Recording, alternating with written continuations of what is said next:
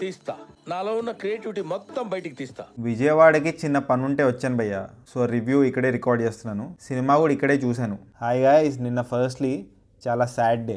Flight కూలిపోవడం, జనాలు ప్రాణాలు కోల్పోవడం, మరణించిన వాళ్ళ ఆత్మలకి శాంతి కలగాలి అండ్ వాళ్ళ ఫ్యామిలీస్కి deepest condolences. 2025 is turning out to be a very bad year భయ్య.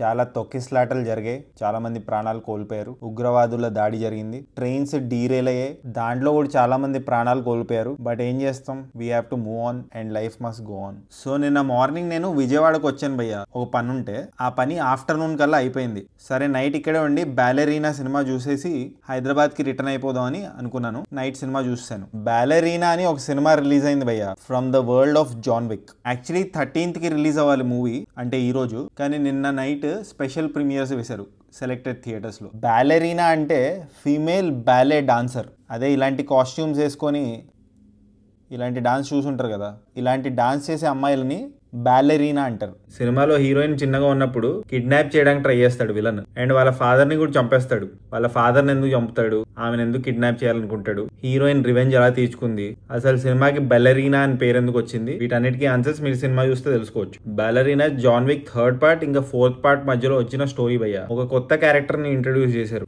జాన్ విక్ ఇంకా ఈ కొత్త క్యారెక్టర్ ఎవరైతే ఇంట్రడ్యూస్ అయ్యారో ఒకటే ప్లేస్ లో ట్రైన్ అవుతారు, కానీ ఈ సినిమాలో వాళ్ళ పాత్స్ ఎలా క్రాస్ అవుతాయి అది కూడా తెలుసుకోవడానికి మీరు సినిమా చూడాలి. సరే సినిమా ఎలా ఉందంటే ఎమోషన్ పరంగా అంత డెప్త్ లేదు భయ్య. హీరోయిన్ క్యారెక్టర్ ఏదైతే ఉందో ఆమెను ట్రైన్ చేస్తారు, చాలా టైం ఇన్వెస్ట్ చేస్తారు, చాలా టైం తీసుకుంటారు. అండ్ హీరోయిన్ కొడితే దెబ్బకి పడిపోయేలాగా ఉంటుంది, కానీ పెద్ద పెద్ద స్టంట్లు చేసేస్తూ ఉంటుంది. ఇనీషియలీ ఫైట్ చేయలేకపోతూ ఉంటది ట్రైనింగ్ పీరియడ్ లో, బట్ ఒక ఫ్యాకల్టీ ఆమెకి మోటివేట్ చేస్తుంది. దాంతో ఆమె ఫైట్స్ లో ఎక్స్పర్ట్ అయిపోతుంది, ఎవరినన్నా ఓడిపించేస్తుంది. అది కొంచెం బిలీవ్ చేయడానికి కష్టంగా ఉంటుంది, నాకైతే బిలీవబుల్ గా అనిపించలేదు. యాక్షన్ సీక్వెన్సెస్ బాగున్నాయి భయ్య. సెకండ్ హాఫ్ లో అయితే ఫుల్ నరుక్కోవడం చంపుకోవడమే.